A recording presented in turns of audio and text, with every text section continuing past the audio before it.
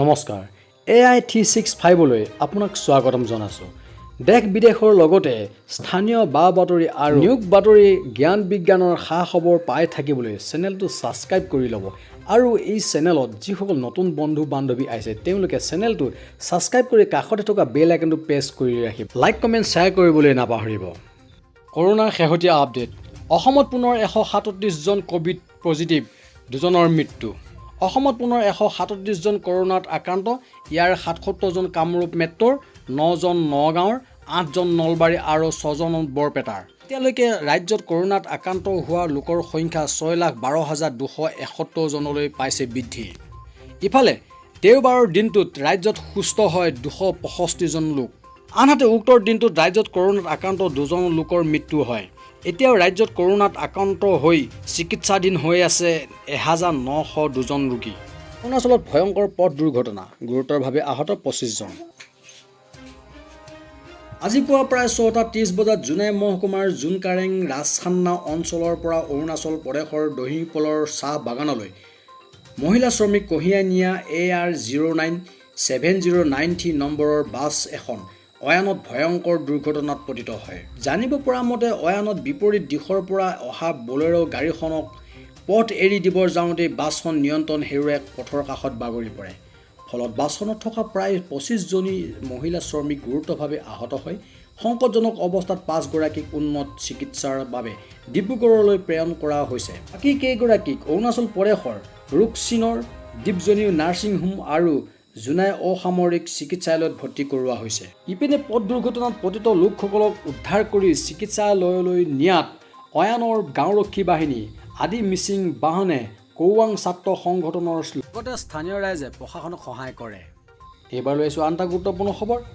বিমান দুৰ্ঘটনাত প্ৰাণ হেৰুৱালে কণ্ঠশিল্পী মাৰিলিয়া মেণ্ডনকাই 1995 চনৰ 22 জুলাইত জন্মগ্ৰহণ কৰা মেৰিলিয়াই কিশোৰী অৱস্থাৰে পৰা সংগীত জগতখনত প্ৰৱেশ কৰি 2016 চনত সংগীত জগতৰ তাৰকাৰ হিচাপে প্ৰতিষ্ঠিত হয় মাত্ৰ 26 বছৰ বয়সতে ব্ৰাজিলৰ এগৰাকী অতি জনপ্ৰিয় সংগীত হিচাপে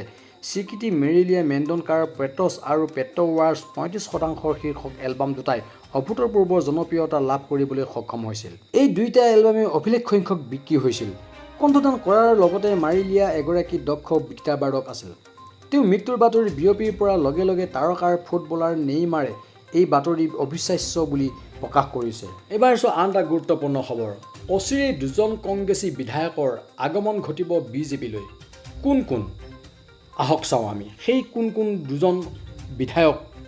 কংগ্ৰেছৰ পৰা বিজেপিলৈ যাত্ৰা আৰম্ভ কৰিছে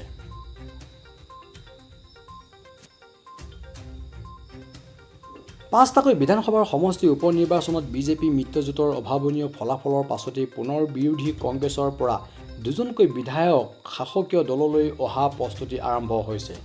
বিজেপিৰ সৈতে প্ৰত্যক্ষ যোগাযোগ ৰখাৰ এই দুইজন বিধায়কক দলত স্থান দিয়াৰ বাবে ইতিমধ্যে আৰম্ভ হৈছে প্ৰাৰম্ভিক আলোচনা কাৰ্যত কংগ্ৰেছৰ শূন্য কৰাৰ লক্ষ্য লৈ নামি পৰাৰ বিজেপিৰ ৰাজ্যিক সভাপতি ভৱেশ কলিতাই এই কথা স্পষ্ট কৰিলে এইবাৰ লৈছো আন এটা গুৰুত্বপূৰ্ণ খবৰ 19 নৱেম্বৰত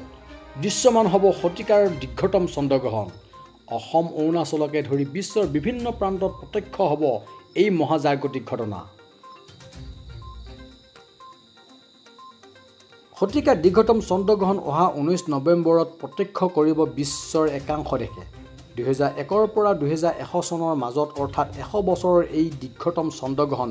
দেশৰ উত্তৰ পূৰ্বাঞ্চলৰ ৰাজ্যৰ অসম আৰু অৰুণাচলবাসীৰ প্ৰত্যক্ষ কৰিব জ্যোতিষবিদসকলে এই দীৰ্ঘতম চন্দ্ৰগ্ৰহণ 19 নৱেম্বৰৰ কাতি পূৰ্ণিমাত হ'ব বুলি প্ৰকাশ কৰিছে নাছাই প্ৰকাশ কৰা মতে শতিকাৰ দীৰ্ঘতম এই চন্দ্ৰগ্ৰহণ 3 ঘণ্টা 28 মিনিট 23 ছেকেণ্ড ধৰি চলিব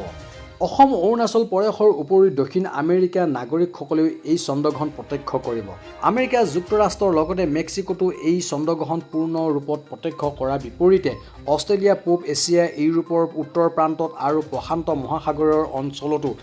আংশিকভাৱে প্ৰত্যক্ষ হ'ব উল্লেখ্য যে সূৰ্য আৰু চন্দ্ৰৰ মাজেদি পৃথিৱীয়ে গতি কৰোঁতেই চন্দ্ৰপৃষ্ঠত ছাঁ পৰে এই ছাঁকেই চন্দ্ৰগ্ৰহণ হিচাপে ধৰা হয় নাছাই প্ৰকাশ কৰা মতে 19 নৱেম্বৰ বিয়লি 1:30 বজাৰ পৰা এই চন্দ্ৰগ্ৰহণ প্ৰক্ৰিয়া আৰম্ভ হ'ব সূৰ্যৰ ৰশ্মিৰ পৰা পৃথিৱীয়ে চন্দ্ৰৰ 97% ছাঁ পেলাই ৰাখিব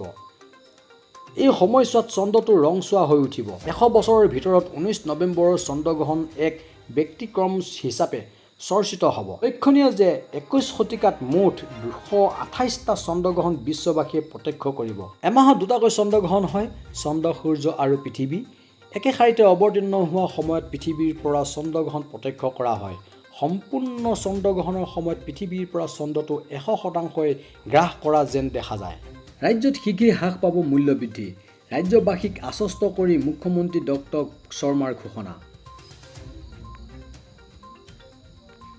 চৰকাৰে জনসাধাৰণক দি অহা বিনামূলীয়া চাউল বন্ধ হোৱা নাই। আজি গুৱাহাটীত সংবাদ মাধ্যমৰ আগত এই মন্তব্য কৰে মুখ্যমন্ত্ৰী ডক্টৰ হিমন্ত বিশ্ব শৰ্মাই।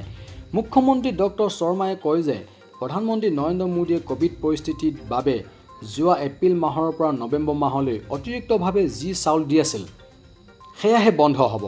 সেয়া সম্পূৰ্ণ অস্থায়ী ব্যৱস্থাত আছিল। ক'ভিড পৰিস্থিতিৰ বাবেহে সেই চাউল দিয়া হৈছিল। কিন্তু কেন্দ্ৰীয় চৰকাৰ আৰু ৰাজ্য চৰকাৰে খাদ্য সুৰক্ষাৰ অধীনত প্ৰত্যেকে প্ৰদান কৰা বিনামূলীয়াকৈ 5 কিলোগ্ৰাম চাউল পাই থাকিব।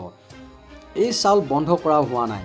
সেইদৰে মূল্যবৃদ্ধিৰ প্ৰসংগত মুখ্যমন্ত্ৰী ডক্টৰ শৰ্মাৰে মূল্যবৃদ্ধি লাহে লাহে কমি আহিব বুলি ৰাইজক আশ্বস্ত কৰি কয় যে অসমত ইতিমধ্যে পেট্ৰল ডিজেলৰ দাম কমি আহিছে। অসমত পেট্ৰল ডিজেলৰ দাম দেশৰ ভিতৰতে সৰ্বনিম্ন 2 নম্বৰত স্থান। তালিকাৰ তলৰ পৰা 2 নম্বৰ স্থানত আছে অসমৰ পেট্ৰল ডিজেলৰ দাম।